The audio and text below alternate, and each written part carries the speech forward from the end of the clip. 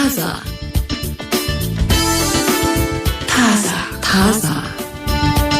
እሺ ታዛ ነው የሰማችሁ ያላችሁት። ስለ ሐሰተኛ ወይም ፌክ ዝነኞች እናወራለን። እውነተኞቹ ዝነኞችና ያው በሐሰተኞቹ ዝነኞች እንዳትታለሉ ነው ጉዳይ ይሻላል እንደዛ። ምክንያቱም ብዙ ነገር ላይ ማስጠንቀቂያ ይሰጠናል ዓለም ላይ አንዳንድ ነገር ላይ ግንዛቤ ያለን በጣም ጥሩ አመለካከት አለን ቀናነን እያልን የምናደርጋቸው ነገሮች አሉና በቀናነት ብቻ ለሚኖር ሰው ከባድ ሆናለች ዓለም። ትንሽ ማስተዋልን ብልሃትን አርቆ ማሰብን ይፈልጋል። እከሌ ምን እየሆነ ነው ምን ፈልጋ ነው እከሌ እንዲሆነችው እያል መጠየቅ አለብን። አያገባንም ማለትም የለብንም። ምክንያቱም ቤት ዞሮ ደግሞ የኛን ህይወት ተጽዕኖ ውስጥ እንደሚጥለው አናቅም። ስለዚህ እሱን ብናወራ መልካም ይሆናል። ፌክ ፌመስ የሚል ነው ይሄ ዘጋቢ ፊልሙ ፌብሩዋሪ 2021 ላይ ነበር የተለቀቀው። በተደረጉ ጥናቶች በጣም ብዙ የክለሳ ጥናቶችን በተለይ ደግሞ በሶሻል ሚዲያ ዙሪያ ለመስራት ያገለገለ እስካሁንም ያገለገለ ያለ ዘጋቢ ፊልም ነው። 1 ሰዓት ከ27 ደቂቃ ነው። 3 ተዋንያን አሉበት። 3ቱ ተዋንያን ያው በፈጠራ ለዚሁ ጥናት ያገለግላሉ ተብሎ እዚህ ዶክመንተሪ ውስጥ እንዲገቡ ተደርጎ እንዴት ነው የሐሰተኛ ዝናን ማትረፍ የቻሉት በሐሰተኛ ዝና መጥለቅለቅ የቻሉት የሚለውን ያሳየ ነው። የውሸት እውቅና ምንድነው የሚለውን ስናነሳ አርቲፊሻል ፌም ይሉታል፣ አንዳንድ ጊዜ ፋብሪኬትድ ፌም ይሉታል። የተፈበረከ ሆን ተብሎ የተሰራ በራሱ በሂደቱ በሙያው በችሎታ ሳይሆን ይሄንን ዝና አነፍንፈው የፈለጉ ሰዎች ወደዛ ዝና ምን ሊያደርሳቸው እንደሚችል አስበው የፈጠሯቸው አካሄዶች ናቸው ነው። ተከታዮችን መግዛት ጭምር ሊሄድ ይችላል። ተከታዮችን ስንገዛ አሁን ያለንበት የዲጂታል ዓለም ስለሆነ በዛ ቋንቋ ብናወራው መግባባት እንችላለን። አንዱ የተጠቀሰው ምሳሌ ከአዲስ ከዜሮ ከምጀምር አንድ ዩቲዩብ ሰብስብ ብለው የሚጠብቁ ተመልካቾች ያሉበት ማጋር ነው እንላለን። ያ ሰው አላዋጣው ሊሆን ይችላል፣ ወይም እነኛን ሰዎች ሰብስቧቸው በዚህ ስራ ልቀጥል አልፈልግም ያለ ሊሆን ይችላል፣ ወይም መሸጥ ስራው የሆነ ሰው ሊሆን ይችላል። ከነስምና ዝናው እናመጣዋለን። ገዝቼ ነው ብለን ግን አንነግረው ለተከታያችን። በሱ ቤት ውስጥ የኔም ቤት አስተዋውቄ ቀጥላለሁ ማለት ነው። ትንሽ ነቃ ያሉ ሰዎች አይ ያንን አክብሬ ያንን ወድጄ ነበር የመጣሁት አልፈለኩትም አሁን ብለው ሊወጡ ይችላሉ። ከዛ ቤት አሁን ብዙ ተከታይ ያላቸው ከዚህ በፊት ሲሰሩ የነበሩ የዩቲዩብ ፔጆችን ሸጣሉ። እንደ አዲስ ለሚመጡ እንደ አዲስ ከምታለማመዱት በለመደው ላይ ግቡ ነው። በርግጥ በፊት ከነበረው ሰውዬ አሻሽለው በጣም በጥሩ ሁኔታ ኃላፊነት ተሰምቷቸው ተቀብለው ያስቀጠሉ አሉ። የለም ማለት አይደለም። ግን ባብላጫው እንደው በዚህኛው ምሳሌ ሰጠን እንጂ ከዲጂታል ዓለሙ ውጪም ልክ እንደዚህ ሰዎችን ሰብሰብ አድርጋችሁ እያጨበጨቡ እንዲጠብቁኝ የሚሉ ሰዎች የሉ።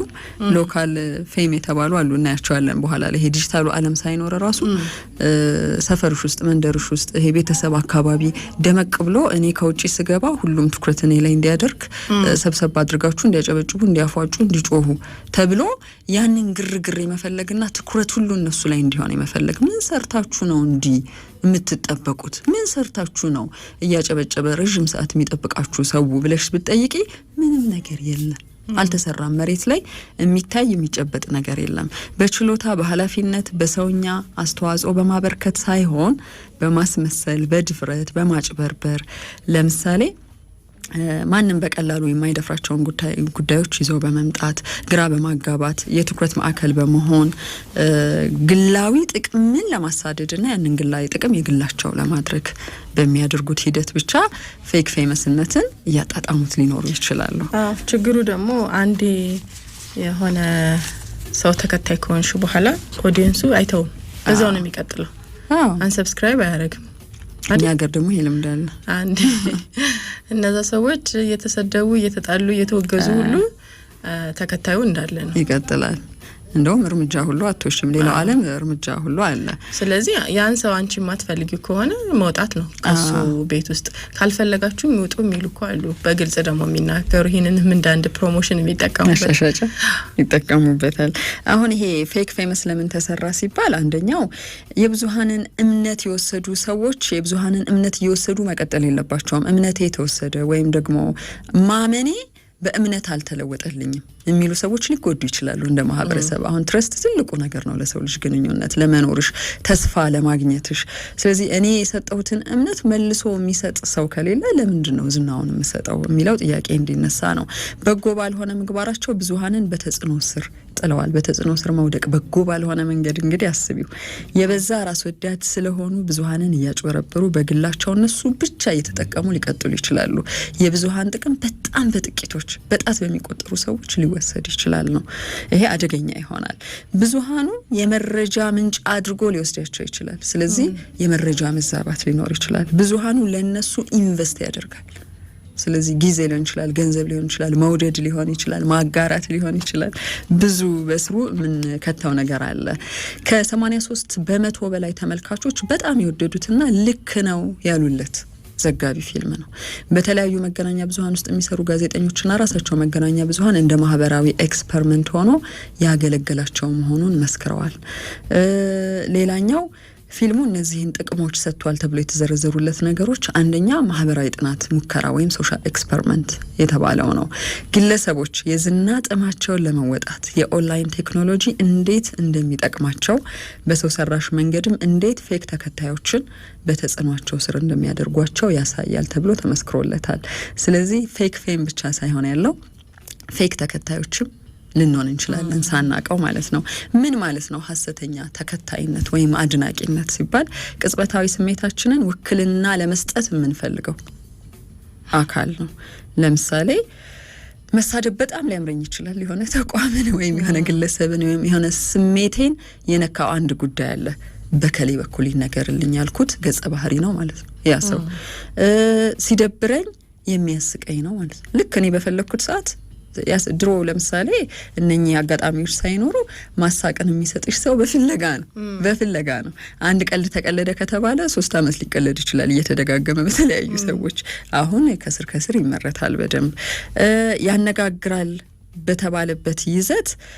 ለምሳሌ የዘመቻው አቀጣጣይ ሁኑልኝ ብለው ቢጠይቁን አቀጣጣይ ልንሆን እንችላለን። ስለዚህ እንደ ተከታይ እሱ ቡድን ውስጥ ልንገባ እንችላለን። ተከታዮቼን ጨምርልኝ የሚል ጥያቄ ቢያቀርብልን ጨምር በሚል አስተባባሪ ሊሆን ይችላለሁ። የከሌ ቀነስ የሚል ዘመቻ ከተነሳ እንቀንሰው ልንል እንችላለን።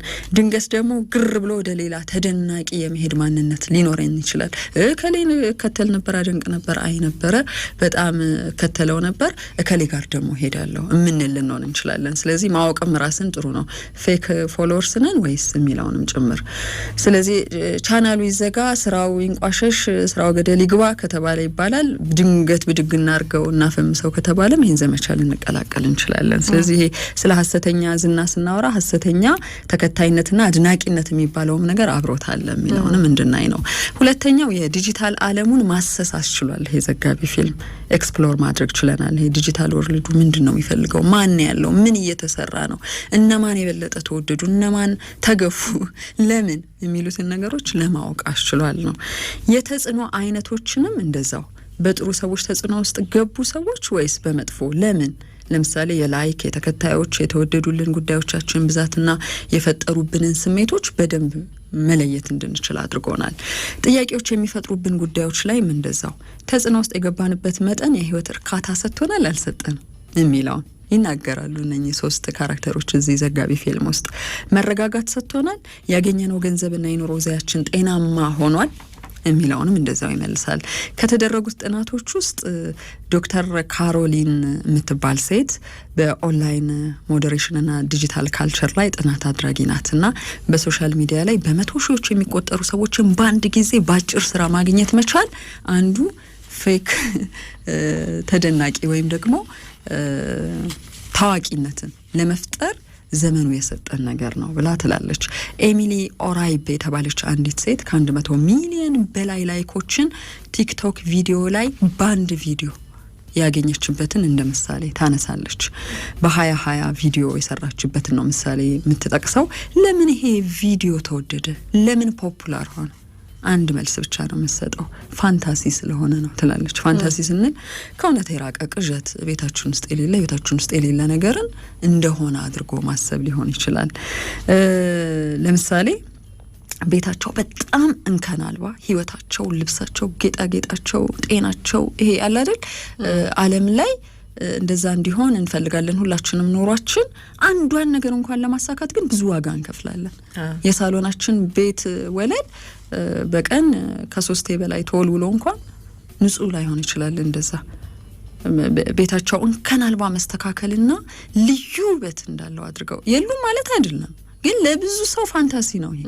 አይሆንም በቃ በተለይ ከአንድ በላይ ሰው የሚኖርበት ቤት ከሆነ እንጂም በተግባር ላይሆን ይችላል፣ ላይሳካ ይችላል። ሰሞኑን እንደውም አንዲት ልጅ ምን አየው እኔማ በቃ ሁልጊዜ ቪዲዮ ከማየት የተነሳ እንዴት ልጅ ወድጃት አለች። ቤቷን ይሄ ቅዳሜና እሁዷን የምታሳልፍበትን ሙድ ወዳው ነው ላርገው አልኩና ተነሳሁና ወደ ኪችን የገባሁና ያንን ምግብ ከነ ለእንግዳ ሲመጣ ማውጣባቸው እቃዎች የታባታቸው ለራሴ ካለ አስደስዱኝ ብዬ የቡፌ ካወጣ ልጆቼ ወደ ሳሎኑ ኮሊደር ሄዳለሁ። ልጆቼ ግድግዳው ላይ የጻጻፉት የቸከቸኩት በምን ኤዲት ላርገዋለች አለፋኝ። ቢቀርስ ያቺን ልጅ ሙድ ልትደግመው ነበር። ጌጣጌጡን፣ አኳሃኑን፣ ምንጣፉን፣ የአልባሳቱን፣ ጭሳጭሱን አልቻልኩም ማለት እንዴት ይሳካል እንደዚህ ትያለሽ? እንደዚህ ፋንታሲዎችን ያሳዩናል። በጣም በቃ ሪያሊቲው ምንድነው? የኔ ልጆች ቤት ውስጥ ግድግዳውን በብዙ አበላሽተዋል። አጽዳው ቢልም እስከ ቀረጻ ሰዓት እንኳን አይታገሱኝም ነው አልደግመውም። ወይም ደግሞ ያው ለቀለም ብር አውጥታ ቀለም ቀቢዋን ቀጥራ አጸዳድታ ማድረግ ነው። ደግሞ እንደተባለው ልጆች ያሉበት ቤት እንደዚህ አይነት ፋንታሲ አይታሰብም። እንደው ልደርድር ብትይ እንኳን መጥቶ ሲሮጥ መጥቶ አንዱ ልጅ ጀበናሽን ወይ አንዱን ቆሎ ወይ አንዱን ኩኪስ ይደፋልሽ፣ አንዱን ስኒ ቡና በተረጋጋ መንገድ ሊጠጣ እያለ አይደል የሚጠጣው ብዙ ሰው ታዲያ እንኳን የቡና ቁርስ ቡፌ ልደረድር በጣም እና እሷ የምትለው ይሄ ነው ፋንታሲ ነው። ስኒ ቡና እንኳን ማጣጣም ይከብዳል። አዎ ድንገት ሂር ዊ ጎ ብለው የሚነሱ አሉ። ሻንጣቸውን ይዘው ቁንጅት ብለው እዛ አውሮፕላን ውስጥ ገብተዋል። አንቺ ነገ ልታረጊያችሁ ምን እንኳን ነገ የዛሬ ዓመት በቀጠሮ በጣም ብዙ መከራ ልታይ ትችያለሽ። ህይወት እንደዛ ስላልሆነ ነው። ቪዲዮን አያሳምርም ወይ አያጓጓም ወይ? ያጓጓል። ስለዚህ እቺ ልጅ ቪዲዮዎች ላይ ስትሄድና ስትመረምር ፋንታሲዎች ናቸው። እሺ ቅዠትና ከእውነት የራቀውን ነገር ለምን ፈለግን ለሚለው ጥያቄ መልስ ትሰጣለች። የቢሆን ዓለም ነው። አዎ ለምንድን ነው የፈለገው የሰው ልጅ ለምን ነው የሚጎመጀው እነኚህ ነገሮች ላይ ለሚለው ብዙ ጥናት አድርጋ ሁላችንንም የመጸዳጃ ቤት መስታወቶች ላይ ምን ብለናል ከልጅነታችን ጀምሮ ብቻችንን ስንሆን እናስታውሰው ትላለች። አሁንም አዋቂ ሆነን ከተመቸን ቤት ውስጥ ማንም ከሌለ አንዳንድ ምስሎቻችንን የምናይባቸው ነገሮች ላይ ሲሆኑ ለብቻችን አውርተናል።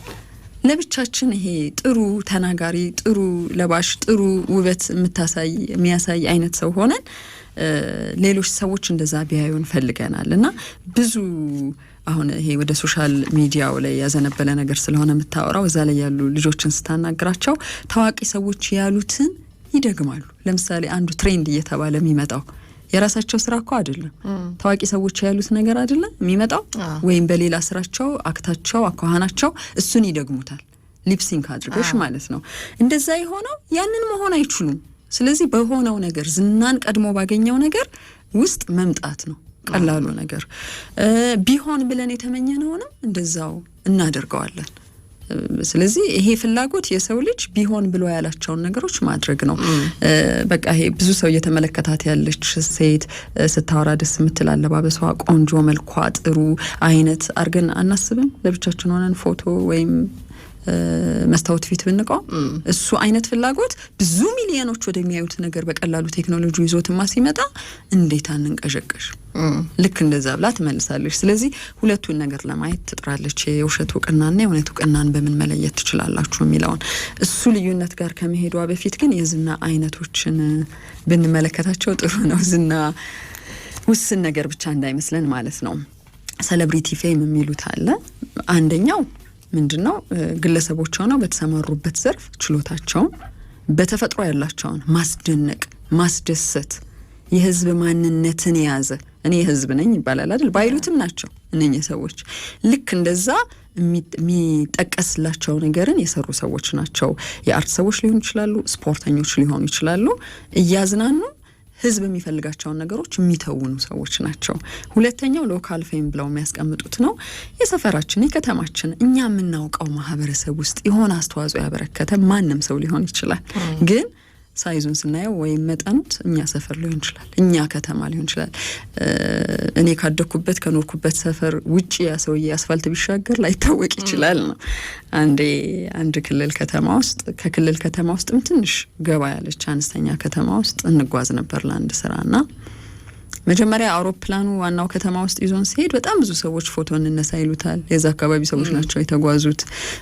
አብሮኝ ነው የተቀመጠው። በሚገርም ሁኔታ ያስፈርሙታል፣ በአካባቢው ቋንቋ ያወሩታልና ምልልሱ ገረመኝና ምንድነው እዚህ አካባቢ ያልኩትና ያው አንቺ ነሽ ማታቂኝ እኔ እዚህ አካባቢ ልዩ ሰው ነኝ አለኝ። እውነትም የሄድንበት ቦታ ላይ በቀረበ ፕሮግራም ላይ ገና ስሙ ተጠርቶ ሲወጣ ሰዎች ፌንት ወደ ማድረግ አይነት ነገር ሄዱ። ስለዚህ ይሄ ሰው ለኔ ምንም አይደለም። ገብቶሻል? በምንም አላቀው አልተዋወቅኩት፣ ስራውም አልመጣም እኔ ጋር ያስብላል እኮ አንተ። እንደዛ ተሰማው። እሱ ግን ለካ አሁን እዚህ ጋር ሳይዙ ነው በቃ አሁን ሎካል ወይም እሱ ያደገበት ማህበረሰብ ጋር ነው ያን ስራ የሰራው። ከዛ ወጥቶ እኔ ጋር ለመታወቅ ደግሞ ሀገር አቀፍ መሆን አለበት ማለት ነው። ከኔ ደግሞ ውጪ ሌላ ሀገር ላይ ያለ ሰው እንዲያውቀው ደግሞ ዓለም አቀፍ መሆን አለበት ማለት ቀጠና አቀፍም እያለን ነው መሄድ ያለብን። አንዳንዴ እዛው መንደራችን አካባቢ ያው ይባላል እኮ ዓለም አቀፍ እውቅናና ሀገር አቀፍ እውቅና ይባላል። ዓለም አቀፍ መድረክ ላይ ዝነኛ የሆነችው የሚባለው እኮ ትንሽ ወደ ዓለም አቀፍ መድረኮች ብዙ ሊያቀሽ ወደሚችልበት ቦታ ላይ ለመቅረብ ሞክረሻል ነው ለመታየት ሰዎች አውቀውታል ስራሽን ወይም ስራሽን የሚታወቅበት ዓለም አቀፍ መድረኮች ላይ ተገኝተሻል። የግድ ትወና ላይ አርት ላይ ብቻ ሳይሆን በሌሎችም አሁን በስፖርቱ በአንዳንድ ሪሰርቾችም ሊሆን ይችላል። ታዋቂ ሰዎች እኮ አሉ ዓለም አቀፍ እውቅና የተነገረላቸው የሆነ ስራቸው ይታያላቸው እና አንዳንዴ ግን ሲደበላለቅብን እናያለን። ያልኩሽ ሰፈር አካባቢ ዝና ካለኝ ዓለም ላይ ተጽዕኖ ያለኝ መስሎኝ ችግር ልፈጥር እችላለሁ። አገር ቤትም እንዲሁ ችግር ልፈጥር እችላለሁ። ከኔ በላይ ማንም የለም ልንል እንችላለን። ግን እዛው አካባቢ ያሉ ሰዎች ናቸው የሚያውቁሽ። እሱ ሲደበላለቅብን እናያለን። ስለዚህ ሎካል ፌም የሚሉት እሱ ነው። በጎ አድራጊዎች፣ አክቲቪስቶች ለዛ ማህበረሰብ ያበረከቱት የመሪነት፣ የሃይማኖት፣ የፖለቲካ ብዙ ነው ዘርፉ። እዛ ውስጥ አስተዋጽኦ ያላቸው የማህበራዊ ሚዲያ ዝነኞች ደግሞ ያለንበት ዘመን የዝነኝነት መደብ ነው። በማህበራዊ ሚዲያዎች የተለያዩ ትስስር ገጾች በድግግሞሽ የታዩ የተሰሙ ራሳቸውንና ህይወታቸውን ያጋለጡልን ተጽዕኖ የፈጠሩበት መጠን በጥሩም በመጥፎም ሰፊ የሆነላቸው ሰዎች ተብሏል። እንግዲህ ጥሩና መጥፎን መምረጥ የኛ ስራ ነው። አንድን ሰው ምን ዝነኛ ያደርገዋል ለሚለው መልስ ተሰጥቷል። እውቅና የተሰጠው የተደነቀ ችሎታው፣ እውቅና የሰጠው አንድ ሰው ብቻ ላይሆን ይችላል። ብዙዎች ተስማምተውበት አድንቀውት የጋራ የሚሉት ነገር አለ። ለየት ያለ ስራው ሌላ ሰው ቢሰራው እንደሱ አይሆን የተባለለት ነገር፣ በጎ አስተዋጽኦ በመጠን ግን ሰፊ የሆነለት እንግዲህ ከቤት ወተን ከጓዳ ወተን ሰፈር ከተማ እያለን ስንሄድ ማለት ነው። በዚህ ምክንያት ብዙ ሰው ያወቃቸው ሰዎች፣ ሌላው ደግሞ መስፈርት ብዙ ሰው ስለነሱ ያወራላቸው። እውቅናና ዝና የተለያዩ አይነትና መጠኖች አሏቸው ተብሏል። መስፈርቶችም አሉት። ችሎታና ክህሎት ለየት ያለ መገለጫ ተብሎ ተቀምጦለታል።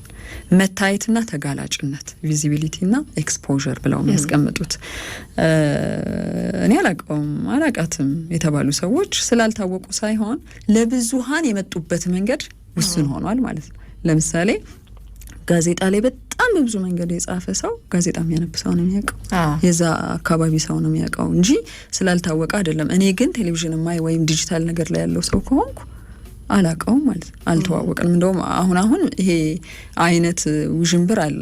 ሶሻል ሚዲያ ላይ እኮ ነው የምትታወቀው። አረ እኔ ሶሻል ሚዲያ ላይ ስቲ መብትሽ አይከበርም። ሬዲዮ ላይ እኮ ናት። አረ እኔ ሬዲዮ ስንት ዓመት ከሰማው ሊባል ይችላል። ሌላኛው የፈጠሩት ኔትወርክና ግንኙነት ነው።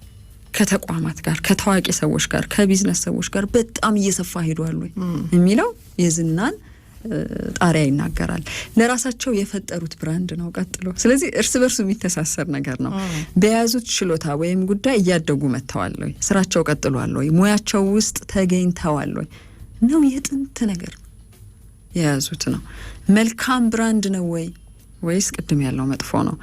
ሌላኛው ጊዜና እድልን የተጠቀሙ ናቸው ወይ የሚለውም እንደዛው። ከዝነኞች ጋር ለመስራት ተነሳስተዋል ወይ፣ ጊዜን የመሰለ ስራዎችን ለተከታዮቻቸው መስጠት ይችላልው። ጊዜን የመሰለ ስንል ብዙ ነገር አለው፣ ቴክኖሎጂ አለው፣ ትውልድ አለው፣ ብዙ ነገሮች አሉት። ስለዚህ በዚህ መሰረት ነው የምንመለከታቸው።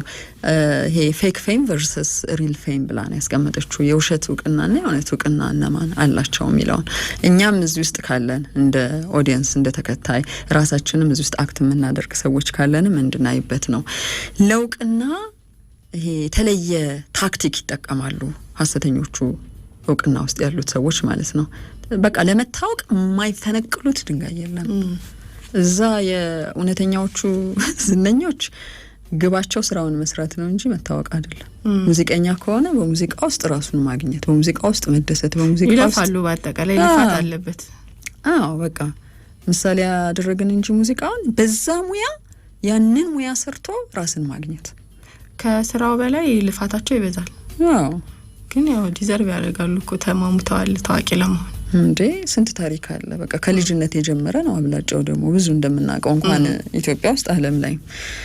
እዚህ ጋር ግን ታክቲክ ነው የሚጠቀሙት። አንቺ ድንገት ለምሳሌ በእድሜሽ መጨረሻ ላይ ሆነሽ ከሆነ በቃ እንዴ በአንድ ወር ውስጥ ማሳካት ታዋቂ መሆን ደግሞም አድርገው አሳይተውናል። አድርገው ያሳዩን የሆኑ ጉዳዮችን ይዞ በመምጣት ሊሆን ይችላል። ግባቸው ታዋቂ መሆን ነው እንጂ ግባቸው የሆነ ነገር ማበርከት አይደለም። እሱ ነው ትልቁ ችግር ነው። ምን ኮንትሪቢዩት አደረግ ያለው ሲባል እንግዲህ በስተመጨረሻ ምንም የለም። ዜሮ ኮንትሪቢዩሽን። ያሳፍራል።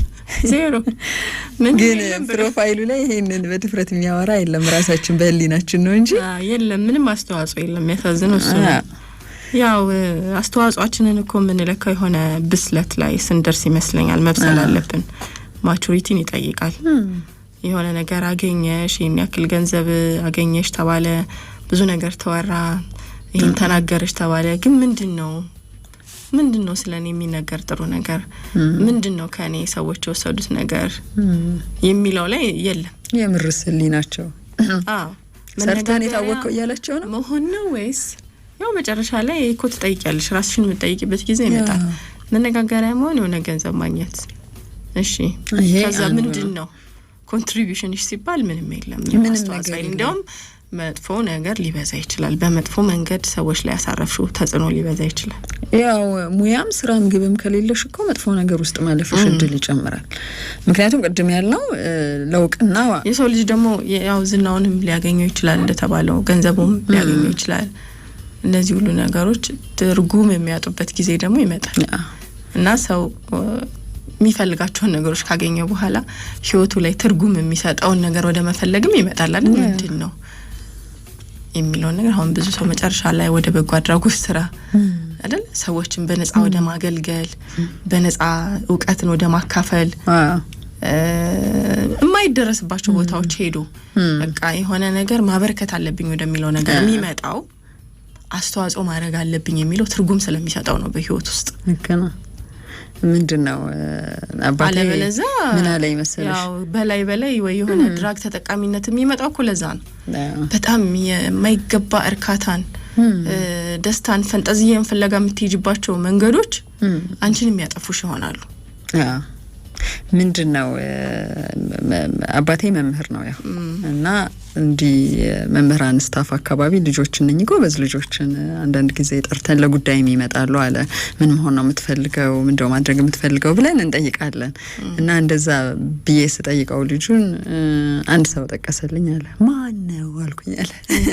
ያው የትውልድ ልዩነትም ስላለ ተለቅ ያሉ ሰዎች ብዙ ነኝ አሁን ሶሻል ሚዲያ ላይ በብዙ መንገድ ያነጋግራሉ የሚባሉ ሰዎችን አያውቁም፣ ይርቃሉ። እስቲ ያስረዳኝ እኔ ስለማላቅ ነው ብዬ ጠየቅኩ። አይ የሚታወቅ ነው ብቻ ሶሻል ሚዲያ ላይ በጣም ታዋቂ ነው እኮ ምን ሰርቶ። ከዛ ሌሎቹ ትክክለኛ ጥያቄ ነው ስታፎች ሳቁ። አንተ ምን ሰርቶ እኮ አይባልም፣ ዋናው ታይቷል፣ ድምፁ ተሰምቷል፣ መልኩ ታይቷል ዋናው። አይ እንዲማ በቃ ትልቅ ርዕስ ሆናል። ምን ሰርቶ ንገሩኝ፣ አንተ ምን አከራከረ? በቃ ታይቷል፣ ተሰምቷል። እንግዲህ በመምህራን መካከል እንኳን አይ የልጆቹ ተጽዕኖ ውስጥ መግባትን ስትመለከቺ ምን ሰርቶ ለሚለው ጥያቄ አንድ መልስ የለም።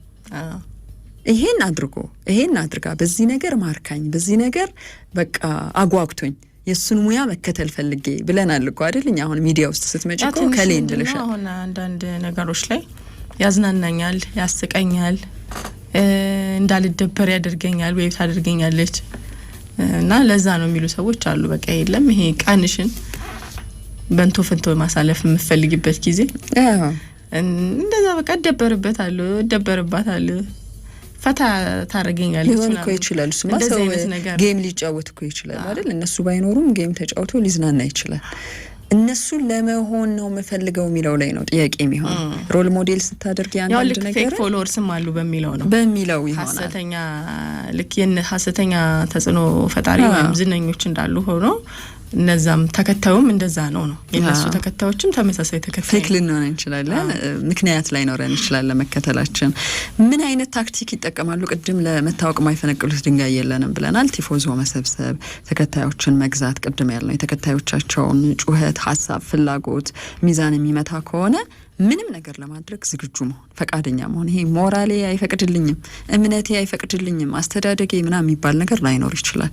ብቻ የተከታዮቻቸው ሀሳብ፣ ፍላጎት ሚዛን ይድፋ፣ ጩኸቱ ያጋድል፣ ወደዛኛው ጋር ምንም ነገር ይሆናሉ። እዚኛው ጋር ደግሞ እውነተኞቹ ባለዝነኞች ጋር በጠንካራ ስራ የበረቱ ናቸው፣ ሃርድ ወርኪንግ ናቸው። መገለጫቸውም እንደዛ ተብሎ ነው የተቀመጠው። ህልምም ነበረው፣ ለዛ ነው የሚጥሩለት። ህልም ነበረው መነሻው ላይ። ከተከታዮቻቸው ጋር ያላቸው ግንኙነት ፌክ ነው ተብሏል። እነኛዎቹ ሐሰተኞቹ ዝነኞች ከልብ አይደለም፣ በወረት በጥቅም የተሳሰረ ነው። እነኛዎቹ ደግሞ ከተከታዮቻቸው ጋር ያልተገባ ግንኙነት የላቸውም። ጄኒዮን የሚባል ኮኔክሽን ነው የሚኖረው።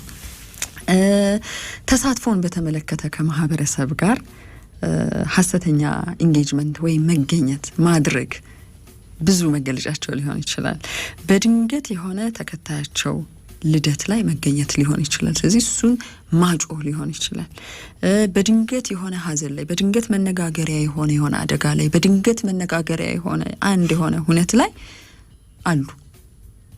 ስለዚህ ፌክ ኢንጌጅመንት ይባላል። ማስታውሰው አንድ ሀዘን አጋጠመና እዛ ሀዘን ድንኳን ውስጥ ሀዘኑ ያልወጣላቸው ገና 24 ሰዓት አልሞላም። እንግዲህ የሟች እናትና ማስታጠቢያና ጆጋንጡ ነኝ ማስታጠበው ድርተኛውንም ለቀስተኛውንም ብሎ አንድ ይሄ የተባለው ፌክ እውቅና ውስጥ ያለ ሰው የካሜራ ክሩ ዙሪያው ኖር እጅ ለማስታጠብ በሚገርምሽ ሁኔታ እዛ አካባቢ ያለ ማህበረሰብ አይረሳውም። ይሄንን እኔ በራሴ ማህበራዊ ህይወት እነኝን ሰዎች አገኛለሁ። ሁልጊዜ የሚነግሩኝ ነገር ይሄንን ቀረጻው ይቆይስ አለመገኘትም ትችል ነበር። መገኘትህ ምናልባት ሀዘንን ለመጋራትና እንደው ይሄ ያጋጥሟል ብሎ ለተከታዮች መረጃ ለመንገር ከሆነ በቂ ነው። እሱን አድርጎ መውጣት ተነስቶ እስቲ ሳስታጥብ 10 ድርተኛና ሀዘንተኛን ሳበላ ሳንሳሲስ መሄድበት ርቀት እኮ ነው። አሁን እንደተባለው ከባህል ከስርዓት ከሞራል ያፈነገጡ ነገሮችን እስከ ማድረግ ይደረሳል። እና ግን ሰው የማህበረሰብ ደግሞ ፍርድ ይሰጣል። ሌላኛው የተፈበረከ ማንነት ተብሏል። ሐሰተኞቹ ዝነኞች ሰው የሚወደውን ማንነት መተወን፣ አዛኝ፣ ትሁት፣ ሳቂታ፣ ኮስታራ የእውነተኛ ማንነት ማጋራት ብዙ ዋጋ ሊያስከፍል ይችላል።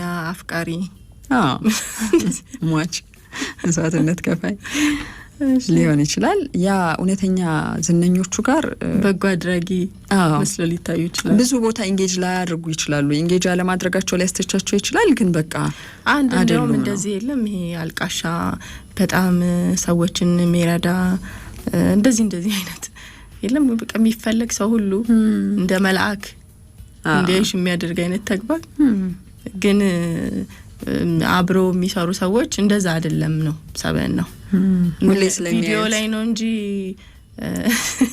ይሄ ነገር የተገለጸው በሪል ላይፍ እውነታው ህይወት ላይ ግን ምንም የለም። ይሄ ማለት ነው በቃ ዙሪያሽ ያለ ሰው ደግሞ ያውቃል፣ ቤተሰብሽን ጨምሮ ያውቃል። የሚያንጓጥጥ የሚሳል ዞር በሉ የሚል አላናግርም የሚል እንግዲህ ትንሽ እንኳን እዛ ላይ የታየችውን ነገር መረራህ ሰው ነው እንደዛ አይነት መረጃ አለኝ ያለ ሰው ብቻ አጋራው ነውና ይሄ ሰዎች አይውንም አይሰሙንም አይባልም።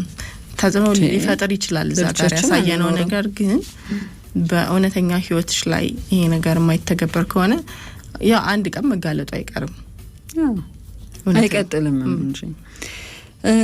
ሌላው የውሸት ኢኮኖሚ ነው መገለጫ ብለው ያስቀመጡት። መምሰል አለበት፣ ገንዘብ ማውጣት አለበት፣ ያለ ገደብ መሸመት አለበት። አሁን ብዙ እንመለከታለን። እንዲሁም ይሄ በጣም ብዙ ሰውን ተጽዕኖ ውስጥ እየከተተ ነው። በተለይ ወጣት ታዳጊዎች ልጆችን ትራቭል የሚያደርጉበት፣ የሚጓዙበት ቦታ፣ የሚዝናኑበት ቦታ የሚለብሱት ልብስ አንድ የተደገመ ነገር አይኖርም። ሜካፓቸው አሁን ሴቶቹ ጋር ጸጉራቸው ጥንቅቅ ያለ አለባበሳቸው፣ የሚዝናኑበት ቦታ ሁሉ ጊዜ ሰው ትራቭል ላይ ነው፣ መብላት መጠጣት ላይ ነው፣ መዘነጥ ላይ ነው። ህይወት በጣም ቀላል ነው። ምን ሆኜ ነው ተቆራምጄ እዚህ ያለሁት? እንዴት ነው ይሄን ነገር ማድረግ የቻሉት ብለው ብዙዎችን ጠይቆ ወይም ደግሞ ወደዛ ህይወት ለመምጣት ያልተገባ ፉክክር ውስጥ እንዲገቡ በቃ ሂማን ሄሩንም መግዛት አለብኝ፣ ሽፋሽፍቱንም መግዛት አለብኝ፣ ጥፍሩንም መትከል አለብኝ። አስቢው ስንት ገንዘብ ይበቃሻል ሆነ ሰርተሽ ይሄን ነገር ለማድረግ። እውነታው እኮ እንደዛ አይደለም። ሰርተን እኮ እነዚህን ነገሮች ማሳካት በጣም ከባድ የሆነበት ሀገር ላይ ነው ያለነው። ይሄ ሁሉ ነገር ኢንቨስት ለማድረግ እና ባላቸው ደሞዝ ሊሆን ይችላል፣ ተበድረው ሊሆን ይችላል፣ የሚማማቱ ወጣቶች አሉ እንደዚህ አይነት ህይወትን ለመድገም ማለት ነው። እነዛ ሰዎች ግን ያንን የተባለውን ነገር እንዴት አመጡት አያውቁም። ምናልባትም በጣም ያልተገቡ መስዋዕትነቶች ተከፍለው ሊሆን ይችላል እንደዚህ አይነት የቅንጦት የሚመስለንን ህይወት ያሳያል። የቀረጻ ብቻ ነው ወይስ በለተለ ወይም ለቀረጻም ብቻ ፍጆታ የተደረገ ሊሆን ይችላል። ብዙ ምርመራ ያስፈልጋል። እንደውም አንድ የሃይማኖት አባት ሲያወሩ ያው ሶሻል ሚዲያውን ጠቀሱና 3 ነገሮች አሉ ሰዎች እንደነኛ አይነት ሰዎችን ሲያዩ በጣም ሊደሰቱ ይችላሉ። ጎሽ ግፋበት ቀጥል የሚል ጥቂት ናቸው ግን አሉ። ሁለተኛዎቹ ደግሞ በጣም ይቀናሉ፣ ህይወታቸውን የሚያማርሩ እኔ ነኝ እንጂ እዚህ ጠቁሬ ከስያ ያለሁት በችግር ብዙ ሰው አልፎለታል። ምትለፊው ልፋትና ለማግኘት ያሰብሽውን ነገር ለማድረግ የሚወስድብሽን ጊዜ ታውቂዋለሽ። ስለዚህ አይገናኝም። ሰዎች እንዴት በፍጥነት ለኔ በጣም ሩቅ የሆኑብኝ ነገሮች ማሳካት ቻሉ የሚለው ንጽጽር ውስጥ ሊገባ ይችላል። ሰው ደሞም ትያለሽ እንጂ አሁን ለልጅ ትምህርት ቤት መክፈያ፣ የቤት ኪራይ፣ አስቤዛ መግዣ ህይወት ታፎ ነው ምናምን እየተባለ በሪል ላይፉ እየተጋፈጥሽ ድንገት አንድ ደቂቃ ቪዲዮ ጸጉርሽን ስቲም ተደርገሽ ማሳጅ ተደርገሽ እግርሽን አለስልሰውልሽ ጥፍርሽን ተሰርተሽ ፓኬጁ 16,000 ነው ወይም 26,000 ነው ሲባል እንት ተቆላምጦ እኮ ነው። ገብቶሻል? አዎ እንዴት ነው ማታማሪው ህይወትሽን? እና ሶስተኞቹ ምድቦች ደግሞ የእናንተን ነገር ለነሱ ቢያደርግላቸው ደስ የሚላቸውና እናንተን ማየት የሚደብራቸው ሰዎች። ምክንያቱም ታስታውሷቸው ችግራቸውን እናንተ ታመማችሁ ሞታችሁ ቢባል ደስ የሚላቸው ለዛ ነው የስድብ ጋጋታ እና አንቺን ቢያጠፋላቸው ፈጣሪ ደስ ይላቸዋል አይነት ብለው ሲያወሩት እዚህ ለኛል። ስለዚህ እንደውም ቲክቶክ ላይ የምትሰራም ምን ብላለች ስለ ራሷ የተሰጣትን አስተያየት ነውና ጓደኛዬ ነሻቅሻለሁ አብረን ተምረናል፣ ለምን እንደዚህ ከምትኝ የና አስተያየት ከምትሰጪ ብትደውይልኝ እኮ ቀላል ነበር። እሺ ስሜቷን አጋርታሽ ማለት የቅናት አስተያየት ነው የሰጠሽኝ ነው። እኔን እንትን ለማለት ፈልገሽ ነው ይሄ ለማሳጣት ነው። ግን ብትደውይልኝም ችግር አልነበረውም እና አውቄሻለሁ አንቺ እንደሆንሽ ነው የሷ ምላሽ። እና ያልሽው ነገር ነው። ሰዎች እንደዛም ይሆናሉ፣ ያዩሻል ግን ይናደዱብሻል አይደል በምታረጊው ነገር። በጣም ምክንያቱም ሰው ሁሉ የራሱን ነገር እዛ ቦታ ጋር ያወዳድረዋል አውቀንም ሳናቀውም። ሌላው መለያቸው አሁን ባለው በተፈበረከው ማንነት ላይ የበለጠ ማተኮር፣ ስለ ትናንትም ስለ ነገም አያገባቸውም። ለምሳሌ አሁን በጣም ቆንጆ መሆን ይቻልሽ በሜካፕ ራስን በመጠበቅም ሊሆን ይችላል። ለምሳሌ ጸጉሯን እንኳን እያሳየችን ያለችው ጸጉሯ ውበት ላይ ብቻ ያሆኑ ትላንት እንዲህ ነበረ አትለንም። ነገ እንዲህ የመሆን እድል አለው ብዙ ነገር እየተጠቀምኩ ስላለው አትለንም። ለምሳሌ የመጎዳት የችግር ነገር ላያወሩሽ ይችላሉ። የእውነተኞቹ ዝነኞች ጋር የትላንት ታሪክ ሁሉ ያለ አብሯቸው ድህነትም ቢሆን መልከጥፉ መሆን ቢሆንም ምንድነው ሱስ ቢሆንም የቤተሰብ ሌላ ችግርና ጣጣ ቢሆንም አብሮ ከህይወት ታሪካቸው ጋር ይመጣል ነው። የዛሬውም የነገውም እንደዛው ይነገርላቸዋል ነው። ሌላኛው ልዩነት ተብሎ የተቀመጠ የሶሻል ሚዲያ ጽኑ ፍቅር ወይም ኦብሴሽኑ ምንድነው? ምንም ጉዳይ ይሁን ይታይ ልታወቅ ችግር የለውም። መቼም ቢሆን ሶሻል ሚዲያው የወቅና መሰላሌ ነው። ይሄን እድልንማ አላሳጣኝ ምን የሚል ማንነት አላቸው ይሄ ሐሰተኞቹ ዝነኞች። በመጥፎም በጥሩም ሰው እኔ ላይ ይነጋገር በቃ ስለኔ ማውራት አይቁም የሚል ነው። እውነተኞቹ ላይ ፓፓራዚ የሚሮጠው ለምንድን ነው? ትንሽ ብትሆን ድብቅ ናቸው አይደል ለመደበቅ ይሞክራሉ በስራቸው መነጋገሪያ መሆን ነው እንጂ ይሄ በግል ህይወታቸው ብዙ ሰው እንዲነጋገርባቸው አይፈልጉም ቢዮንሴ ቤቷ ሆና ያወራች ቪዲዮ ያላየሁም እኔ እስካሁን ወይም በየቀኑ ይሄን ለብሼ እዚህ ሆቴል ውስጥ ገብቼ ተጉዤ የሚሉ በየለቱ የምታደርግልን ነገር ምክንያቱም ስራቸው ነው ወደ እውቅና ገፍተው ያወጣቸው እንጂ እውቅናውንም ሳይፈልጉት ስራ ውስጥ መቆየት የሚፈልጉ ሰዎች ናቸው ቅድም እንዳለው ህልማቸው ስራው ነው የሚለው ስለቀደመ ነው ገንዘብን ወይም ገቢን በተመለከተ ወቅት የሚያቀጣጥለው ቢዝነስ ሊመጣላቸው ይችላል ሐሰተኞቹ ወይም የውሸቶቹ ዝነኞች ጄኒዮን ችሎታ ጠንካራ ስራ ዘላቂ ጥረት በተለየ ዘርፍ ይሄ ፓርቲኩላር ፊልድ የምንለው ነገር ውስጥ የሉም ነው ዛሬ ፖለቲካ ነገር ፋሽን ከነጎዲያ የግል ህይወት ዝብርቅርቅ ያለ መገለጫ ሊኖራቸው ይችላል ሌላኛው ይሄ ከኦዲየንስ ጋር በተገናኘ ልዩ ትርጉም የሚሰጡት ግንኙነት የሚታመን በምንም ፈተና ውስጥ ክብር የሚሰጡበት ግንኙነት ለመፍጠር ይተጋሉ እውነተኛዎቹ አይተሽ ከሆነ በጣም ረጅም እድሜ በዝና ውስጥ የቆዩ ሰዎች የድሮን ማንነታቸውን ያነሱና እስካሁን ድረስ እንዴት በዝናው ማማ ውስጥ ማን ያገዛቸው እዚህ እንደደረሱ ክብር ለመስጠት ይቅርታ ማለት ካለብን በሚል ሁሉ ይቅርታ ለማለትም አንገት ደፍተው ሊመጡ ይችላሉ ፌኩ ጋር ግን ኦዲየንስ መሰደብ ካለበት ሊሰደብ ይችላል ይሄ ከኦዲየንስ ጋር ያለ ግንኙነት እየተገነባ ይዘልቃል ሳይሆን አሁን ያለው ነገር ነው የሚታየው ነው የሚታይ የሚዳሰስ ይሄ ታንጂብል አቺቭመንት ወይም አኮምፕሊሽመንት ብለው የሚያስቀምጡት ነው እሱ ነገር የለም ምንድነው ቅድም ያለው ምንድን ሰርቶ ነው ምን ሰርታ ነው ምን አሳክቶ ነው ምን አሳክታ ነው የለም ለሱ መልስ የሚሆን እነሱም ለምን እንደዚህ ዝና በዝና እንደሆኑ ሊገርማቸው ይችላል ስለዚህ በዛው አቢዩዝ በማድረግ ውስጥ ሊቀጥሉ ይችላሉ ማለት ነው እድገትን በተመለከተ እውነተኛ ዝና እያደገ ይሄዳል ሂደት አለው በእውነት ጊዜያቸው ችሎታቸውና የቻሉት ነገር ላይ ኢንቨስት እያደረጉ በሄዱ ቁጥር ያሻሻሉት ብዙ ነገር በጋድ ይታይላቸዋል እድገት በባህሪ እድገት በኢኮኖሚ እድገት በችሎታ እድገት ህይወትን በመረዳት እያለ ይሄዳል ማለት ነው በፊት ይሄ ሆሊውድ ስቶሪ የሚል አንድ ዘጋቢ ነበር አይደል ድሮ የሆሊውድ መንደርን እንደ ዝነኞች መፍለቂያ አድርገን ስለምናየው ይሄ ሶሻል ሚዲያው ከመምጣቱ በፊትና ከልጅነታቸው ጀምሮ ምን እያደረጉ የት እንደደረሱ እስኪሞቱ ድረስ ያለ ታሪክ ይገርማል ዲቨሎፕመንቱ ማለት ነው የኑሮ ዘይን በተመለከተ የሚኖሩትን አይነት ኑሮ ያሳያሉ እውነተኛዎቹ እነኛዎቹ ደግሞ በተቃራኒ ነው የውሸት ፌኩ ሰዎች ሊደሰቱበትና ሊቀኑበት የሚችሉበትን ነገር የሚያመጡበት ነው ለምሳሌ ፌክ ፊትነስ ፌክ ኩኪንግ የተባለው ቅድም ስንዘረዝረው እንዳለ ኩኪንግ በተለይ ማለት ግን ከቀረጻ በስተጀርባ ጉድ ነው አሉ የተብካካው ነገር እንከን አልባ አበሳሰል ነው የምታየው ግን ስንት ነገር ተብካክቶ ነው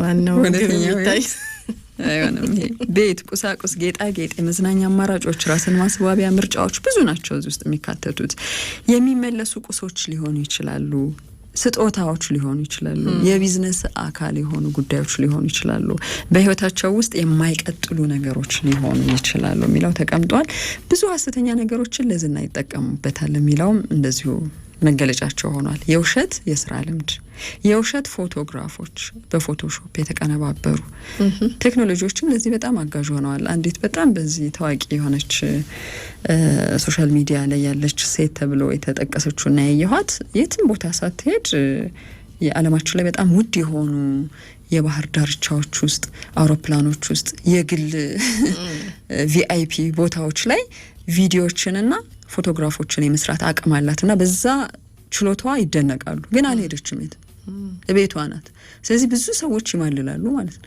ዛሬ ሄጃለሁ እዚህ ቦታ ነኝ ተዝናናው ነኝ የተባለ እንደዚህ አይነት ቴክኒክንም የሚጠቀሙ አሉ የቅንጦት የሚመስሉ ቁሶች መሃል መገኘት ሁሌም ምርጫቸው ማድረግ ስለዚህ ኢንጆይ ያያረጉትም ለኦዲየንሳችን እንዴት አስተላልፌ በቪዲዮና በፎቶግራፍ እነሱ እንዴት ይገረሙ ነው እንጂ እኔ እዛ ቅንጦት እቃ ወይም ቦታ ጋር መገኘቴ መጀመሪያ እኔ ነው ደስ ሊያሰኘኝ የሚገባው አድርገሻለሁ ያጣጥመሻለሁ የለም መጨረሻ ላይ የተቀመጠው ነገር እውቀትን በተመለከተ የውሸት ዝና ከባድ ይሆናል አሁን ስለ ኖሌጅ ምንድነው እንግዲህ ሊያከራክር ይችላል ግን አንዱ መመዘኛ ሆኗል የእውነተኛ ዝና ውስጥ ያሉ ሰዎች ከነሱ የሚቀዳ ልምድ እውቀት ችሎታ የመገኘት እድሉ ትልቅ ሆኗል በብዙ ጥናቶች። ምክንያቱም ተምሮ ተወዳድሮ ብዙ ሂደቶችን አልፎ የመምጣት ታሪካቸው ለዚህ አብቅቷቸዋል። ይሄ መውደቅ መነሳት የምንለው የህይወት ምርጫቸው ህይወት ላይ ያላቸው መርህ ሊሆን ይችላል፣ ተናግሮ ማሳመን ሊሆን ይችላል፣ በተግባር የሚጠቅሱት ነገር ሊሆን ይችላል። የውሸት ዝና ላይ እንግዲህ እውቀት ከባድ ይሆናል።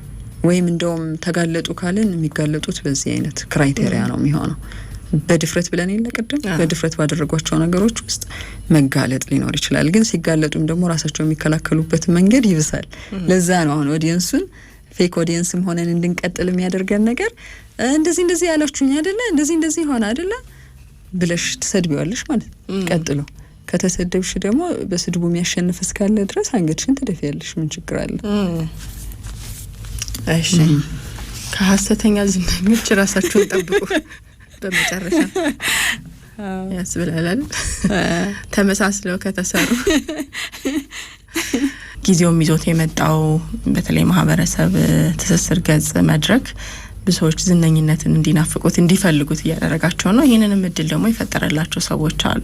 በዚህ ሁሉ ግርግር ውስጥ እነማን እውነተኛ ዝነኞች ናቸው፣ የትኞቹ ደግሞ ተመሳስለው የተሰሩ ሐሰተኛ ዝነኞች ናቸው የሚለውን በደንብ የተመለከትንበት ነው። ለዚህ መነሻ የሆነ ደግሞ አንድ የተሰራ ዘጋቢ ፊልም ነው። ይሄ ዘጋቢ ፊልም ሐሰተኛ ዝነኞችን እንዴት እንለያቸው ወይም ደግሞ ምን አይነት መገለጫዎችን ይዘው መጥተዋል የሚለውን እንድናይበት አድርጓል። አሁን ይሄ የቢሆን ዓለም የሚለው የፋንታሲ ወርልድን በደንብ እናያለን በሚሰሩ አንዳንድ ይዘቶች ላይ ጥንቅቅ ያለ ይሄ ዝነጣ፣ ጥንቅቅ ያለ እንከን አልባ ምግብ አዘገጃጀት፣ የፍቅር አገላለጽ አይደል?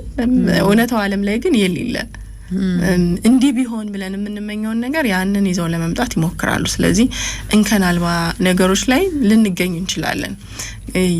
ማየታችን ብቻ ሳይሆን ችግሩ ደግሞ ያንን ህይወት ደግመዋለሁ ብለን ምን ሞክር ከሆነ ንጽጽሩ ከባድ ነው። እነሱ ይዘት እየሰሩ ነው የሰሩት ሰዎች፣ እኛ ላይ ሲመጣ ግን አይሆንም። የምንወስደው ትናንሽ ነገር ሊኖር ይችላል። ህይወትን ለማሻሻል የሚጠቅሙትን ነገሮች አንውሰድ ማለት አይደለም። ግን ብዙዎቻችን ህይወትን ሊያሻሽል ይችላል ያለውን ትንሽ ነገር አይደለም የምንወስደው፣ ለመድገም ነው የምንሞክረው። ለመድገም መሞከር ደግሞ ብዙ አደጋ አለው። ማለት እውነታው ጋር እንጣላለን። ህይወታችን ጋር የተኛሽበት አልጋ ጎንበስ ስትይ የምታየው እሱ ነው። ወደ ህይወትሽ ስትመለሽ ቤት ውስጥ ያለውን የተባለው ቅድም የተመሰቃቀለ ቤት ሊሆን ይችላል። ሚንጫጩ ልጆችሽ እኮ ላንቺ የደስታ ምንጮችሽ ነበር መሆን የነበረባቸው። ሊያናዱሽ ይችላል። እረፍት አልባ ህይወት እየኖርሽ እንዳለሽ ያረጉሽ እነሱ ሊመስሉሽ ይችላሉ። በጣም ጠንቀቅ ያለ መመገቢያ ጠረጴዛ፣ አልጋ፣ ፈርኒቸሩ ራሱ ይገርምሻል የምታያቸው። ምናልባት በስፖንሰር የገባ ይሆናል፣ ምናልባት ለቀረጻ ብቻ የተጠቀሙበት የሚመለስ ሊሆን ይችላል። አንቺ እዛ ጋራ እየማለልሽ ነው። ከቻልሽ ያው ትገዣዋለሽ፣ ግን ብዙ ሰው አይችልም። እቁብ ገብቶ ነው የ6 ወር ደግሞ ስለተጠራቀመው ሌላ እኮ አለ ደግሞ የሚታይ ከሱ የበለጠ። ስለዚህ ይሄ በቅድ አይደለ ጊዜ ወስደሽ ሰርተሽ የምታሳኪው ነገር ነው እንጂ በአንድ ጊዜ ለአብዛኛው ሰው ህይወት በአንድ ጊዜ የሚሳካ ነገር አይደለም። ይሄን ልግዛ ይሄን ላድርግ የምትይው አይደለም። ያየሽውን ነገር በሙሉ ልተገበሪ አቺም። ይሄ እንግዲህ አንዱ ፌክ ዝነኞች የፈጠሩት ተጽዕኖ ነው በሰው አይምሮ ላይ የቢሆን ዓለምን እንድንፈልገው እንድንናፍቀው ተጽዕኖ እንዲያደርግብን እና ከእውነታው ጋር እንድንጋጭ አድርገዋል። ከዛ ውጪ ይሄ ለመታወቅ የሚሄዱበት ርቀት ነው ሌላው አስቸጋሪ ሆኖ አይደል ታክቲካቸው። ሰርተው በችሎታ በልምድ ስራቸው እንዲያሳውቃቸው ከማድረግ ይልቅ ይሄ ብቻ እንደምንም ይሁን ልታወቅ ብለው ለመታወቅ የሰሩት ነገር ይበዛል ለችሎታቸው ከሰሩት ነገር የበለጠ። በጣም ብዙ አደገኛ ነገሮችን ሊያደርጉ ይችላሉ። ከሞራል ከባህል ያፈነገጠ ነገር ሊያደርጉ ይችላሉ። ብዙ ቪዲዮዎች እየወጡ እየተመለከትን ነው። ትችቶች አሉ። ለምን ለነዛ ትችቶች ከበዛብሽ እኮ አንዳንዴ ማየት ጥሩ ነው። መነጋገሪያ መሆንን መፈለግ ብቻ ሳይሆን ግን ማድረግ። ለምን ሰዎች ጣሉት ይሄንን ነገር? ለምን አብዛኛው አስተያየት እዚህ ላይ አተኮረ? ከየትኛው ባህል ነው የመጣውት? እኔ ማህበረሰብ ምን ይፈልጋል እና እንዴት መሆን መቻል አለብኝ የሚለው ላይ እልክ ከመጋባት ይልቅ ለመስተካከል መሞከር ያስፈልጋል። አለባበስ አንዱ ችግር ሆኗል። አሁን ብዙ ማህበረሰብ የሚያወግዘው አይደል? በጣም ያልተለመዱ የወጡ ያፈነገጡ የሚባሉ ማህበረሰብ ውስጥ እንደ ባህልም ከያዛቸው ነገሮች ያየናቸው አለባበሶች አሉ። ዝነኞችም ሆነው በስራቸው ለመታወቅ የሚሞክሩ ከስራው በላይ አለባበሳቸው እንዲጮህ ተክለሰውነታቸው እንዲታይ በቃ በተክለሰውነታቸው መነጋገሪያ እንዲሆን። አሁን ምንድነው አንድ ሴት ልጅ መቀመጫዋን አዙራ ስላሳየች ምንድነው የሚገኘው ነገር? ምንድነው ግቡና ውጤቱ? በዛስ የምትሰበስበው እውቅናና እይታ ምን የሚጨምርላት ነገር ስራዋ ላይ ዘላቂነት አለው ወይ? አዎ እንዲህ አይነት ነገሮች አሉና ሰዎች እያወገዙት ነው፣ አንፈልገውም እያሉ ነው። ሰብእናቸውንም የሚነካ ነገር እየተናገሩ ነው እንደዚህ የሚያደርጉትን። ስለዚህ ማየት ያስፈልጋል። አንዳንዴ ለምንድነው ከስራቸው በላይ ይሄ ሌሎች ነገሮች ጎልተው እንዲታዩና መነጋገሪያ እንዲሆኑ የፈለጉት የሚለውም አይታወቅም። ስለዚህ ይሄ ምን ኮንትሪቢዩት አደረጉ፣ ምን አድርገው ነው፣ ምን አስተዋጽኦ አላቸው ሲባል ምንም ወደሚል ነገር የሚመጣ ዝነኝነት እየበዛ ነው። እሱማ እውቀት አልባ መልሶችንም ሰምተናል። አንዳንድ ትችቶች አሳማኝ የሆነ ምክንያት ካለሽ እንድትናገሪ እድላለሽ አይደል? የራስሽን ፔጅ ጨምሮና ትላልቅ ሚዲያዎች ላይ መተው ሁሉ እኔ ያለሁት ትዕይንት ሚዲያ ውስጥ ነው። ትዕይንት ሚዲያ ደግሞ ከአብላጫው ህዝብ ወጣ ያለ ነገር እንዳደርግ ነው። ሌላው ዓለም ላይ እንዲህ ነው የሚሄዱት። ስለዚህ በጆሮአችን ያየናቸው የሰማናቸው ምላሾች አሉ። ወደ መጨረሻ ያነሳነው ነገርም እሱ ነው። እውቀትን በተመለከተ ለሚመጡብሽ ጩኸቶች፣ ለሚመጡብሽ ክሶች፣ ለሚመጡብሽ የሆነ ስተት የተባለው ነው እኮ እንዴትም ይሁን እኔ መነጋገር ያለው መልስ ሰተሻል ወይ እንጂ ሰምነሻል ወይ ጥሩ ነገር የሚጠቅም ነገር አስተዋጽኦ አድርጊያለሁ ሳይሆን እንዴትም ይሁን ብቻ እኔ ሰው መጥቶ ይነጋገርብኝ እንዲህ አለሽ ልባል ነው። ያ ነው አደገኛ ነገር ይዞ እየመጣ ያለው። እሺ ታዛ ነው የምትሰማው።